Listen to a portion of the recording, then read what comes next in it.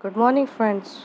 Welcome to my channel अनोखी मोहब्बत और आप देख रहे हैं अनकंडीशनल लव। लास्ट पार्ट में हमने देखा था कि जो रिद्धि रहती है वो कायरा को बहुत अच्छे से समझाती है कि उसे अपना गुस्से को सही जगह यूटिलाइज़ करना चाहिए। बास्केटबॉल पे उसे बहुत फोकसली वर्क करना चाहिए और वो उसे हर चीज़ सिखाती है। अब उसके आगे ऐसा वो दिन तो बीत जाता है क्योंकि वो उसे पूरी बास्केटबॉल सिखाती है और अपने सेम रूटीन पे सब लोग चले जाते हैं। नेक्स्ट डे भी सेम होता है, सब लोग आते हैं और कॉलेज आते हैं, लेक्चर्स अटेंड करते हैं, रिद्धि लेक्चर्स देती है। और लेकिन इस ड्यूरेशन में जो संजना रहती है वो कायरा से बात करने चाहती है। जब वो कायरा के पास आती है तो वो कहती है कि जीतने का कंपटीशन में तुमने खुद रिद्धि को भी इन्वॉल्व कर दिया। कायरा समझ नहीं पाती, वो कहती है मतलब? तो कहती है तुम्हें तो ट्रेनिंग रिद्धि मैम दे रही है ना। तो कायरा कहती है हाँ, तो आपको क्या प्रॉब्लम है उससे? मेरी गर्लफ्रेंड है, मुझे सपोर्ट नहीं करेगी तो और किसे करेगी, तुम्हें? तो कहती है कंपटीशन अगर इक्वली हो तो ज़्यादा अच्छा रहता है। तो कायरा कहती है कि मैं कुछ समझी नहीं, अगर आप मुझे बताएंगी कि आप कहना क्या चाह रही है तो शायद मुझे समझ में आए। अगर आपको ट्रेनिंग रिद्धि दे रही है तो रिद्धि को तो मुझे भी ट्रेनिंग देनी चाहिए, तभी तो कंपटीशन बराबर का होगा, संजना कहती है। तभी कायरा को गुस्सा आता है, गुस्से में आके बोलती है क्यों देगी वो ट्रेनिंग तुम्हें? उसे बीच में क्यों इन्वॉल्व कर रही हैं आप? उसे वो कोई, आप पहले ही बताया था मैंने आपको कि वो कोई सॉफ्ट टॉय नहीं है या फिर वो कोई ऐसी चीज़ नहीं है जिसको मैंने दांव पे लगाया है या उसे जीतना या ना जीतना उसके लिए कंपटीशन हो रहा है। मुझे सिर्फ अपनी काबिलियत आपको शो करनी है, इसलिए हो रहा है ये कंपटीशन। बट ये चीज़ नहीं है कि रिद्धि के लिए हो रहा है।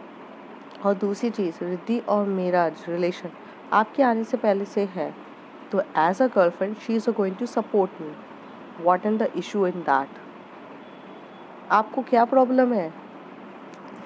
तभी संजना कहती है जिस चीज़ के लिए हम आपके साथ लड़ाई कर रहे हैं, हम आपके साथ बातें कर रहे हैं, जिस चीज़ के लिए हम आपके साथ इतना बड़ा कंपटीशन खेलने जा रहे हैं, अगर वही चीज़ आपकी पहले से हो जाए तो हमें गुस्सा नहीं आएगा क्या?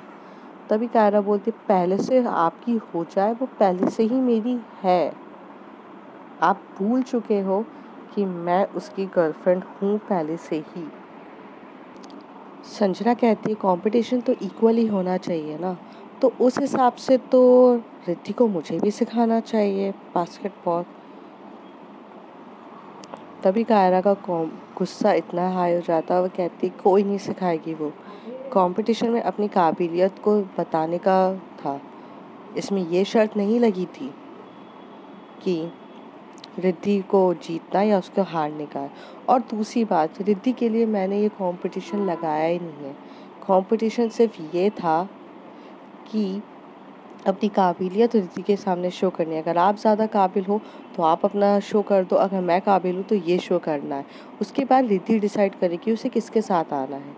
पर यहाँ ये मतलब नहीं था कि रिद्धि का बंटवारा हो रहा है। आप सोचना भी मत जो आप सोच रही हैं। कायरा काफ़ी गुस्से में कहती है। तभी संजना कहती है एग्जैक्टली, कंपटीशन तो यही है ना कि अपनी काबिलियत शो करना है। बट आप तो ट्रेनिंग रिद्धि से ले रही हैं, तो रिद्धि को तो आपकी काबिलियत या आपकी चीज़ें कुछ दिखेगी ही नहीं, आपकी उसमें कमियां भी नहीं दिखेगी क्योंकि वो तो प्यार में है ना आपके साथ। लेकिन अगर वो दोनों को सिखाए उसके बाद उन्हें पता चलेगा ना कि कौन ज़्यादा अच्छे से सीखता है और काबिल है, तो शायद मेरे ख्याल से ऐसा कंपटीशन होना चाहिए। तभी कायरा बोलती है आप अपनी लिमिट क्रॉस कर रही हैं संजना।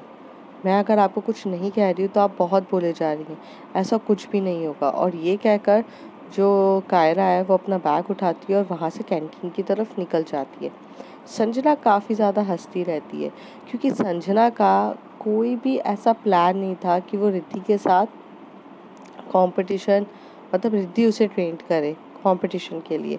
वो तो बस कायरा को डिस्ट्रैक्ट करना चाहती थी, उसे थोड़ा सा डिस्ट्रैक्ट करना उसको काफ़ी ज़्यादा कंपटीशन जिताने में मदद कर सकता था। उसका बस यही प्लान था और वो ऐसे करके हंसते हुए खुद भी चली जाती है वहाँ से। जो वहाँ पर जिया रहती है उसने ये सारी कन्वर्सेशन सुन ली रहती है। तो जिया रश्मि के पास जाती है, उसे बोलती है कि there is any competition between Sanjana and Kaira. तो कहती है हाँ, इनके तो बीच में है ना वो कंपटीशन, बास्केटबॉल जीतना है, नालंदा वर्सेस अजंता। हाँ, तो कहती है अरे वो तो हाँ वो तो है। तो कहती वो नहीं, इन लोगों का पर्सनल कंपटीशन चल रहा है रिद्धि को लेकर। आई मीन जो भी इनमें से जीता वो रिद्धि को अपनी गर्लफ्रेंड बनाएगा।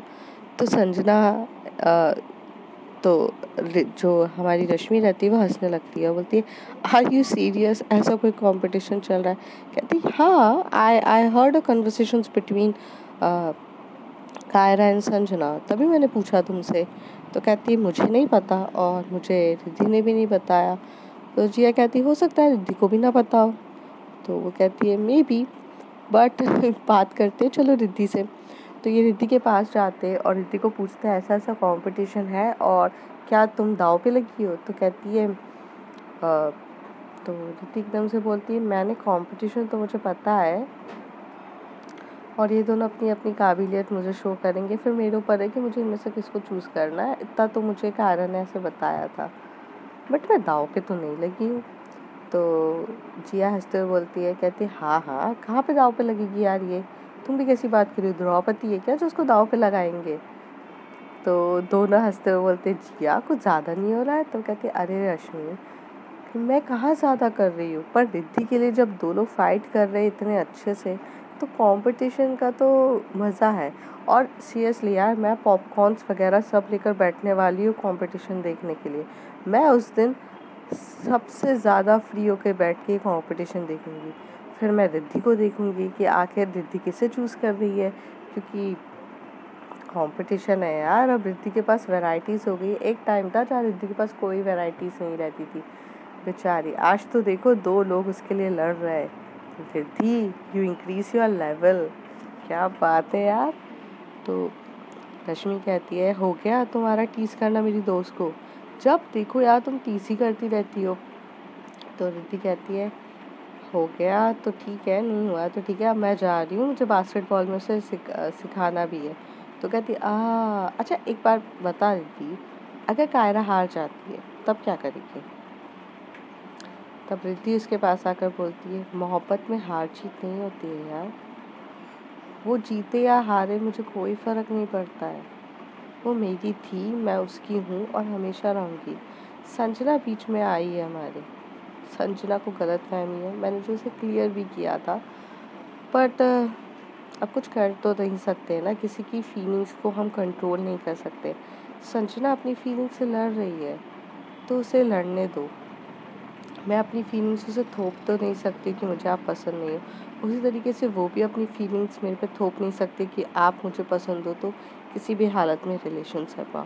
यहाँ पर वन साइडेड लव भी है और टू साइडेड लव भी है, और अक्सर जीतता टू साइडेड लव है, तो मेरा और कायरा का ही जीतेगा। और अगर वो कंपटीशन हार भी जाती है तो मुझे कोई फ़र्क नहीं पड़ता जिया। मेरे लिए उसके लिए मेरे लिए इम्पोर्टेंट है कि वो कोशिश कर रही है। आई मीन शी इनिशिएटिव, कि वो मुझे अपनी काबिलियत शो करना चाहती है, मेरे साथ अच्छा बिहेव कर रही है, अपनी लाइफ में कुछ अचीव करने के लिए उसने स्टेप तो आगे बढ़ाया है, यही काफ़ी है।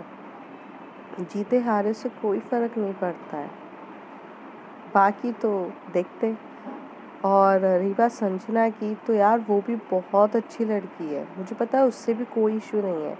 बस वो जब वो मुझे प्रपोज़ करती है, जब वो मेरे पास आकर रिलेशनशिप के लिए फ़ोर्स करती है, तब मुझे थोड़ा सा उससे डिस्टेंस मेंटेन करना पड़ता है और बोलना पड़ता है।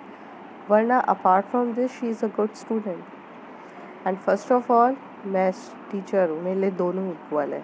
बट पर्सनली तो कायरा। जिया भी उसकी बातों को समझती है और कहती है हाँ यार, मोहब्बत में हार जीत नहीं होती, सिर्फ कोशिश बहुत ज़्यादा इम्पोर्टेंट होती है। यहाँ पर सिर्फ एफर्ट्स इम्पोर्टेंट होते हैं। यार रिद्धि, थैंक यू मुझे ये बात समझाने के लिए। ये बहुत बड़ी लाइफ का लेसन है जो मुझे हमेशा याद रहेगा। है, थैंक्स यार, थैंक यू सो मच। तभी रिद्धि बोलती है चल इतना सेंटी मत हो, अच्छा मैं जा रही हूँ, आप प्लीज़ बाय। तो वो कहती है ठीक है। तो यहाँ से जो रिद्धि रहती है वो कायरा के साथ स्कूटी में बैठ के वो बास्केटबॉल कोर्ट में चले जाते हैं। दूसरी तरफ जो जिया रहती है वो रश्मि की तरफ देख रही रहती है और रश्मि उस तरफ जो अपने ख्यालों में खोई रहती है, अपने ख्यालों में खोई रहती है। और जैसे कि वो सोच रही है कि एफ़र्ट्स की बात है, मैंने तो एफ़र्ट्स अभी तक लिए ही नहीं है। मैंने घर वालों को तो ये भी नहीं बताया कि मैं जिया से प्यार करती हूँ और ना जिया को अभी तक बताया कि मेरे घर में शादी की बात चल रही है। थोड़ी देर में थोड़ी देर में जो होती है, जिया उसे हिलाती है और कहती है कि कहाँ खो जाती हो रश्मि, आजकल तुम्हारा ध्यान कहीं और है, क्या सोच रही हो? तो कहती कुछ नहीं, मैं कुछ नहीं सोच रही हूँ। और ऐसे कह के ये लोग भी स्टाफ रूम में जाते हैं, अपना काम करते हैं और थोड़े टाइम के बाद अपने अपने घर चले जाते हैं। रश्मि जो अपने घर जब जाती है तो वो ये डिसाइड करती है कि वो अब प्रपोज करेगी शादी के लिए जिया को, और वो पूछेगी कि क्या वो उससे शादी करना चाहती है कि नहीं। तो पहले तो वो घर जाती है, फिर घर से वहाँ से निकल के एक शॉप में जाती है जहाँ पर वो एक रिंग परचेज करती है। जिसको प्रपोज करने के लिए रिंग तो होना चाहिए, तो वो रिंग जाकर लेती है। बहुत ज़्यादा ब्यूटीफुल सी रिंग लेती है और जिसमें ना एक रिंग लेती है और एक लॉकेट रहती है, जो बोलते हैं ना हार्ट शेप के लॉकेट्स रहते हैं कि एक उसके पास रहेगा एक मेरे पास रहेगा वो। और जब वो लॉकेट रहता है तो उस लॉकेट में वो जिया और रश्मि करके नाम लिखवाती है। बहुत ज़्यादा ब्यूटीफुल्स वो दोनों ही रहते हैं और बहुत अट्रैक्टिव्स भी रहते हैं। वो दोनों चीज़ परचेज़ करती है, फिर वहाँ से वो जाती है तो एक एरिया रहता है जहाँ पर वो रेस्टोरेंट रहता है। वो रेस्टोरेंट के पीछे साइड ना ओपन एरिया रहता है, तो उस ओपन एरिया में वो वहाँ जाकर बात करती है कि मुझे यहाँ पर ऐसा-ऐसा डेकोरेशन चाहिए, मुझे यहाँ पे लाइटिंग्स चाहिए, ये चाहिए, सब कुछ उसे बहुत अच्छे से डीपली डिस्क्राइब करती है। और कैंडल लाइट डिनर्स होना चाहिए, ऐसे होती है। सब कुछ बहुत अच्छे से बताने के लिए वो पूरा वहाँ पे डेकोरेशन हर एक चीज़ डिसाइड करती है। और वो कहती है कि परसों जब जिया का बर्थडे है, मैं उससे अपने दिल की बात और सब कुछ क्लियरली कर दूँगी। ऐसे वो सोच के वहाँ से निकलती है। वो पूरा मतलब जो दोपहर तक रहता है वो प्लानिंग वगैरह में ही बिज़ी रहती है। जो जिया रहती है इस तरफ वो ये सोचे रहती है कि रश्मि को हुआ क्या है? वो मुझसे आजकल पहले जैसे बात नहीं करती है, मुझसे शेयर नहीं कर रही है, क्या मैंने उसका दिल दुखा दिया है? क्या यार मैंने उसे हर्ट कर दिया है? क्या मैं उसे खुश नहीं रख पा रही हूँ? 100 सवाल जिया के मन में भी हो रहे रहते हैं। क्योंकि एज़ यूजुअल जब आप पार्टनर्स हो तो आपको एक-दूसरे की बातें फ़र्क पड़ती है, तो उसे भी पड़ रही रहती है। दूसरी तरफ जो कायरा रहती है वो रिद्धि के साथ प्रैक्टिस पे पूरी बिज़ी रहती है और वो अपना 100% दे रही रहती है। और इस बार भी उसका दिमाग बहुत ज़्यादा ख़राब हुआ रहता है, क्योंकि संजना के साथ जो भी उसकी कन्वर्सेशन हुई रहती है, जिसमें उसे काफ़ी अच्छे से ये चीज़ पता चल जाती है कि संजना इस बार 100% पागल हो चुकी है रिद्धि को पाने के लिए। तो इस बार वो नहीं चाहती थी कि कुछ भी ऐसा हो जिसकी वजह से जो रिद्धि है वो दूर जाए।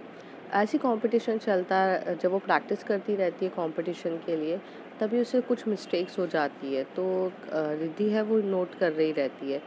तो थोड़े टाइम के बाद ऐसा नहीं है कि उसकी कोशिश 100% नहीं थी, वो 100% अपनी कोशिश दे रही थी पर मिस्टेक कर रही थी। तभी रिद्धि उसका हाथ पकड़ के बोलती है थोड़ा साइड में आके बैठते हैं 5 मिनट। तभी कायरा बोलती है नहीं रिद्धि मुझे ना प्रैक्टिस करनी है, प्लीज़ मुझे प्रैक्टिस करने दो। तभी रिद्धि बोलती है कायरा, प्रैक्टिस कर रहे हो अच्छी बात है, बट कुछ तो ऐसी चीज़ है ना जो गलत कर रहे हो, तभी तो बोल रही हूँ साइड में आके बैठो। फिर बैठ के वो उसे बताती है कि आपने ये गलती करी है।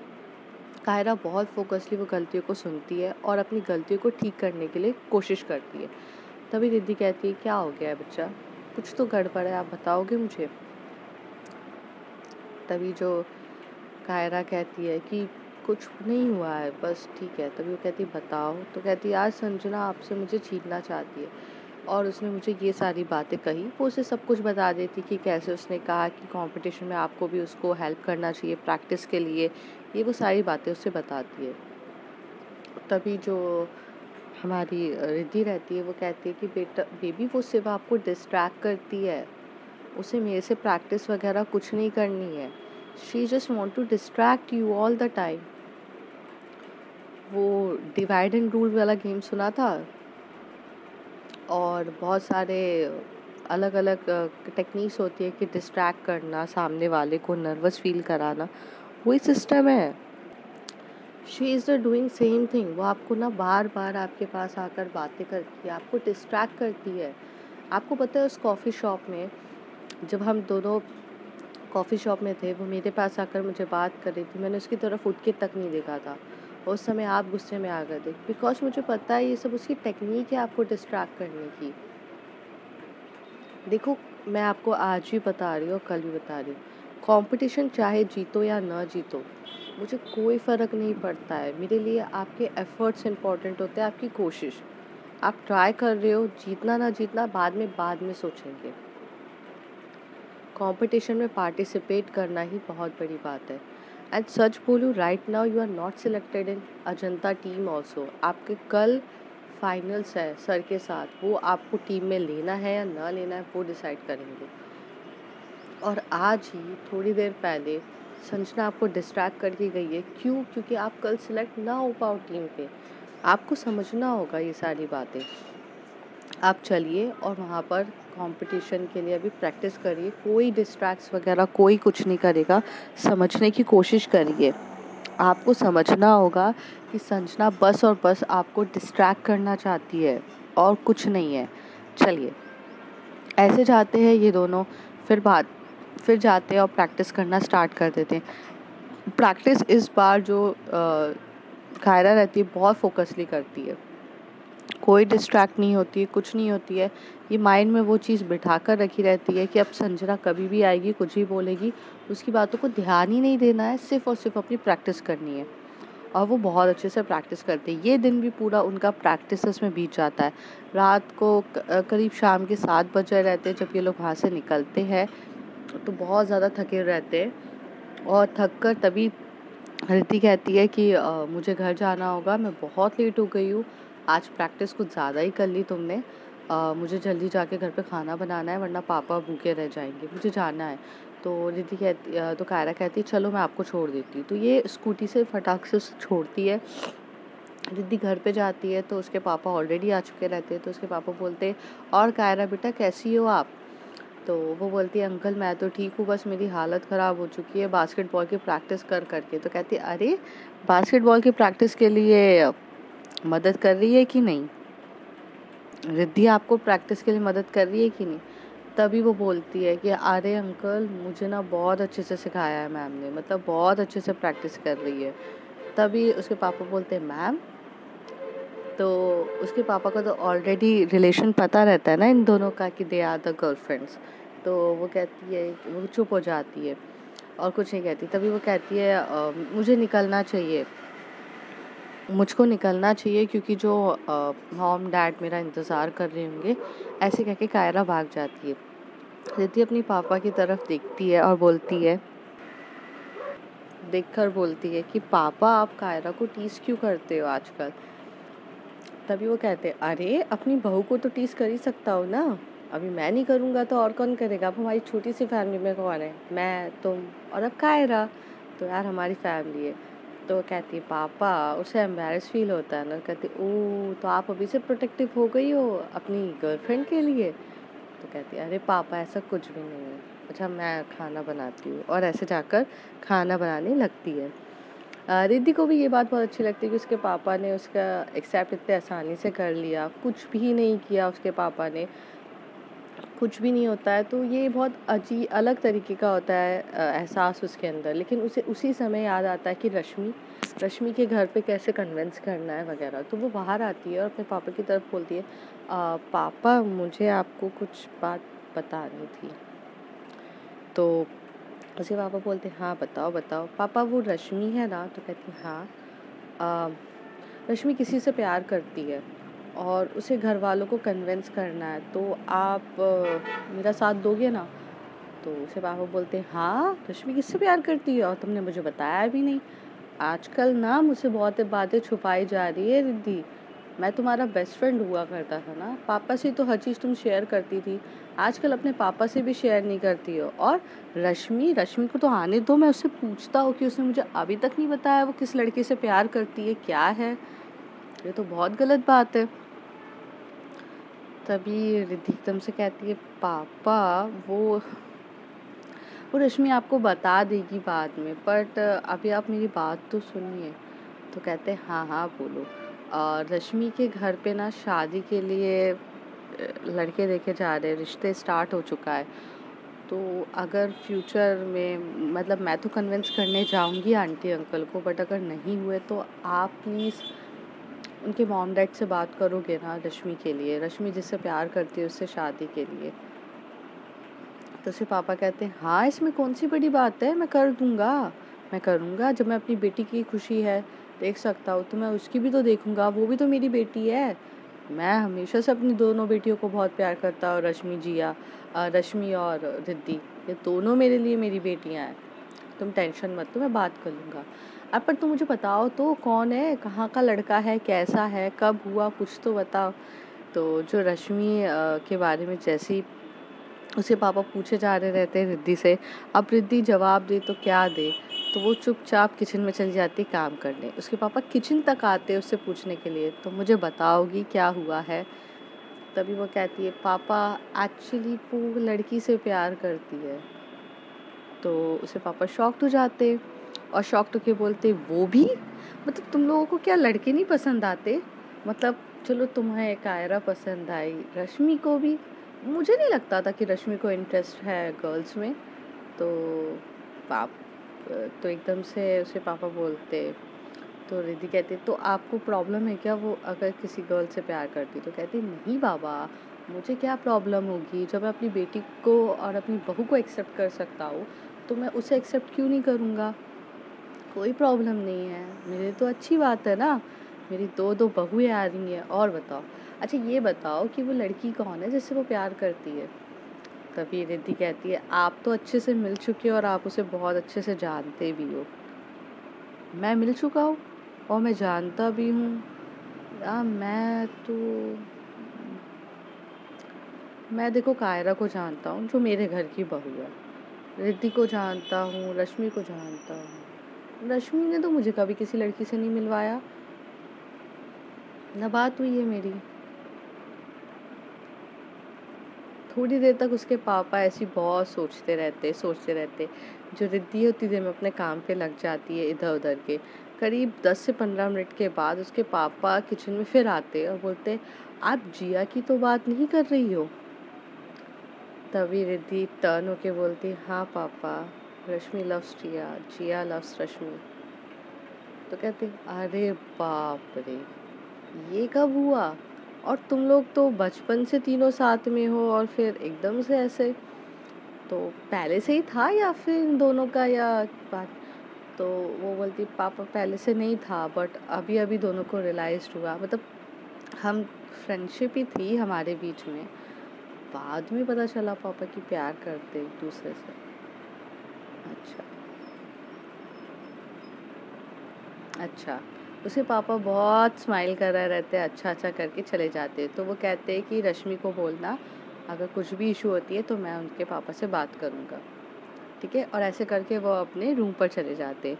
दूसरी तरफ जो रिद्धि रहती है वो थोड़ा अलग ही फील कर रही रहती है, क्योंकि वो खुद तो लड़की से प्यार करती है पर उसके दोस्त लोग भी प्यार करते हैं, तो थोड़ा अजीब सा ऑकवर्ड सिचुएशन हो जाती है उसके लिए। पर वो बोलती है, तभी उसको रश्मि का कॉल आता है और रश्मि का वो फ़ोन पिकअप करती है और वो वीडियो कॉल रहता है। और वो वीडियो कॉल पे बोलती है सुन सुन, मैंने ना ये रिंग खरीदी है, मैंने ये लॉकेट्स खरीदा है जिया को बताने के लिए, मैं उसे प्रपोज करने वाली हूँ। तो वो कहती है कि हाँ अच्छा लग रहा है, और लोकेशंस डिसाइड कर ली है। तो वो कहती है हाँ मैंने लोकेशंस वगैरह सब फाइनल करके आई हूँ, आई होप सब कुछ अच्छे से जाए। तो रश्मि कहती है तभी रिद्धि कहती है कि हाँ सब कुछ अच्छे से जाएगा, अच्छा मुझे भी तुझे कुछ बताना है। तो कहती हाँ बता, मैंने तेरे रिलेशन के बारे में पापा से बात कर ली। व्हाट, तूने पापा को बता दिया मेरे और जिया के बारे में। तो कहती है हाँ क्योंकि कल जाके मेरे पापा ही तो तेरे पापा को मनाएंगे ना, तो इसलिए पता तो होना चाहिए उन्हें। तो कहती है अरे पर पहले प्रपोज तो करने देती मुझे जिया से। ऑफ कोर्स जिया का यस होगा ना, उसमें क्या इशू है, अरे पर प्रपोज तो करने देती फिर घर वालों को बताती ना, तू पागल है, तूने बता दिया पापा को। तो कहती है कि हाँ अब अंकल क्या सोच रहे होंगे कि मैंने उनसे खुद शेयर नहीं किया। उनको बुरा लगेगा ना यार, मैं उनसे हर चीज़ शेयर करती हूँ। यार रिद्धि, मैं खुद अंकल को बताती ना यार, तू तू जानती नहीं है, अंकल मेरे लिए पापा हैं। अगर उनकी बेटी उनको खुद नहीं बताएगी तो उन्हें बुरा नहीं लगेगा क्या? उन्हें उन्हें तुझसे पता चल रहा है यार, ज़ाहिर सी बात है वो थोड़ा गुस्सा होंगे ना मुझ पर। रश्मि ऐसे बोले जा रही रहती है, तभी रिद्धि कहती है हाँ वो उनको थोड़ा सा बुरा लगा, लेकिन मैंने बोला उसको कि उनको समझाया ना मैंने ऐसा है। तो कहती है तो अंकल का रिएक्शन कैसा था? तो वो बोलते पापा तो पहले शॉक्ड हो गए और वो हैप्पी हैं। एक्चुअली वो शॉक्ड हुए लड़की का सुन के या जिया का सुन के? कहते दोनों का सुन के शायद से शॉक्ड हुए। मैंने अब इतना डिटेल में नहीं पूछा, अब तू जब पापा से आएगी तो खुद बात कर लेना एक बार, तो पता चल जाएगा। रिद्धि, तूने मुझे फंसा दिया, तुझे नहीं लगता है? रश्मि कहती है, तभी रिद्धि कहती है नहीं फंसाया यार, अब आज नहीं तो कल पता चलना ही था ना सबको। तो यार प्लीज़, हाँ हाँ, वो क्या बोलते हैं ना, वो कहावत मुझे याद आ रही है, घर बसा नहीं और लुटेरे पहले आ गए। वो किस्सा कर दिया तूने। अभी तक मैंने रश्मि को प्रपोज भी नहीं, जिया को प्रपोज भी नहीं किया, उसका हाँ भी नहीं आया और तूने सबको बता दिया। उसका तो हाँ ही होगा ना, ना भी तो हो सकता है, शायद वो शादी के लिए अभी रेडी ना हो। रश्मि कहती है रिद्धि से, तो रिद्धि कहती है ऐसा नहीं है, वो तुझसे प्यार करती है, वो हाँ ही होगा उसको। और सिचुएशन अगर तू बताएगी कि तेरे घर में शादी की बात चल रही है तो वो डेफिनेटली हाँ ही करेगी।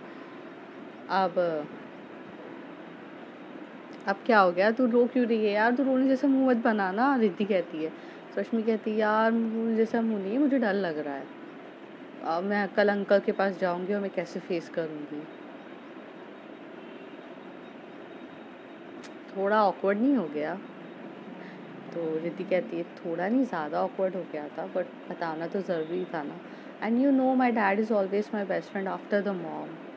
मॉम नहीं है यार, मैं उनसे कुछ भी चीज़ नहीं छुपाती हूँ।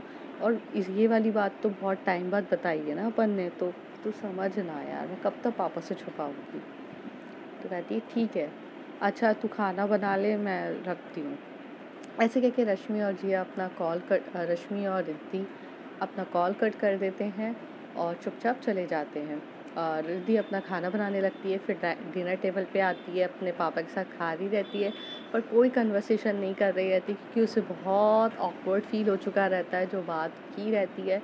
पर उसके डैड बोलते हैं कि इतना ऑकवर्ड फील करने की ज़रूरत नहीं है, मेरे लिए दोनों बेटियाँ एक जैसी हैं, कोई प्रॉब्लम नहीं है, रश्मि को कहना पर मुझसे खुद आकर बात करें। ऐसे हो जाता है। दूसरी तरफ जो रात का टाइम रहता है तो कायरा भी बहुत ज़्यादा थकी हुई रहती है, जाती है, फ्रेश होती है, करती है, डिनर विनर करती है, फिर रात को कॉल करती है रश्मि को, सॉरी रिद्धि को। जब वो रिद्धि को कॉल करती है तो रिद्धि उसे अपने पापा से क्या कन्वर्सेशन हुई रहती है रश्मि के बारे में सब बताती है। तब कायरा बहुत हंसती है और बोलती है कि अंकल जैसे कूल इंसान मैंने आज तक कभी नहीं देखा, जो इतने कूल है। Riddhi ma'am, you are really luckiest कि आपको इतने प्यारे पापा मिले। मेरे पापा से तो मेरी बात भी नहीं होती है, और मेरी मॉम कैसी है ये बात तो आप बहुत अच्छे से जानते हो, मेरी मॉम तो ध्यान भी नहीं देती है। कायरा ऐसे अपनी पूरी बात करती है। देखो घंटी की आवाज़ बहुत आ रही है, आंटी बहुत ज़्यादा कर रही है पूजा। मेरी पड़ोस वाली आंटी ऐसी पूजा करती है और इसी वजह बचता है।